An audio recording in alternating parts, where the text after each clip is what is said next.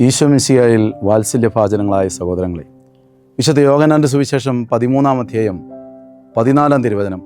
നിങ്ങളുടെ കർത്താവും ഗുരുവുമായി ഞാൻ നിങ്ങളുടെ പാദങ്ങൾ കഴുകിയെങ്കിൽ നിങ്ങളും പരസ്പരം പാദങ്ങൾ കഴുകണം.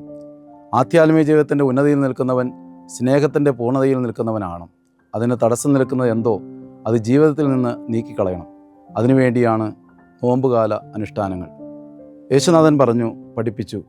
വിശുദ്ധ മത്തായിയുടെ സുവിശേഷം 5-ാം അധ്യായം 23-24 വചനങ്ങളിലൂടെ, നീ ബലിപീഠത്തിൽ കാഴ്ചയർപ്പിക്കുമ്പോൾ നിന്റെ സഹോദരന് നിന്നോട് എന്തെങ്കിലും വിരോധമുണ്ടെന്ന് അവിടെ വെച്ച് ഓർത്താൽ കാഴ്ചവസ്തു അവിടെ ബലിപീഠത്തിന് മുമ്പിൽ വെച്ചിട്ട് പോയി സഹോദരനോട് രമ്യതപ്പെടുക, പിന്നെ വന്ന് കാഴ്ചയർപ്പിക്കുക.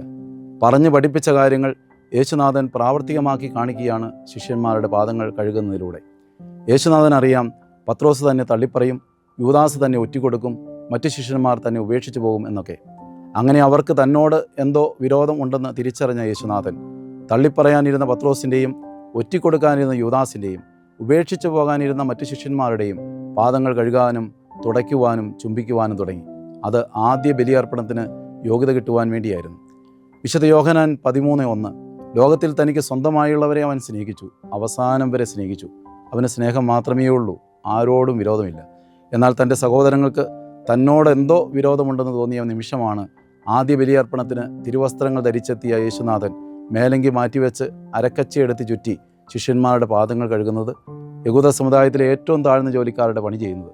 അത് ആദ്യ ബലിയർപ്പണത്തിന് യോഗ്യത കിട്ടുവാൻ വേണ്ടിയായിരുന്നു. സ്നേഹത്തിൻ്റെ ഏറ്റവും വലിയ മാതൃകയാണിത്. സ്നേഹത്തിൽ ആഴപ്പെടേണ്ടവർ മറ്റുള്ളവരുടെ പാദങ്ങൾ കഴുകിയേ മതിയാവും. ഉൽപ്പത്തി 33:3 മാതൃകാപരമായ ഒരു സംഭവം കാണുന്നുണ്ട്.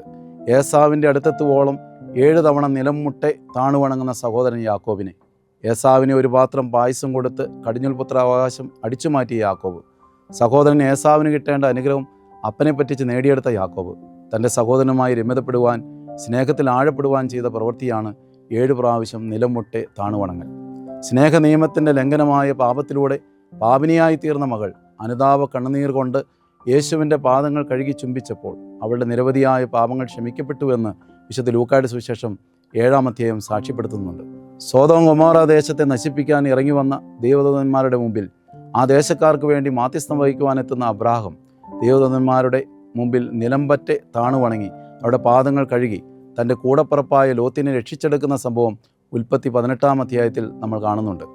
ഒന്ന് കുനിയുവാൻ, ഒന്ന് താഴുവാൻ, ഒന്ന് വിട്ടുവീഴ്ച ചെയ്യുവാൻ തയ്യാറായാൽ നമുക്കും നമ്മുടെ കൂടപ്പിറപ്പുകളെ രക്ഷിക്കുന്ന, വിശുദ്ധീകരിക്കുന്ന ഉപകരണങ്ങളായി മാറുവാൻ സാധിക്കും. അതിന് ഈ വിശുദ്ധ വാരത്തിലെ പെസഹ വ്യാഴത്തിലെ തിരുക്കർമ്മങ്ങൾ നമുക്ക് പ്രചോദനമേകട്ടെ എന്ന് പ്രാർത്ഥിക്കുന്നു, ആശംസിക്കുന്നു. സ്തുതിയായിരിക്കട്ടെ.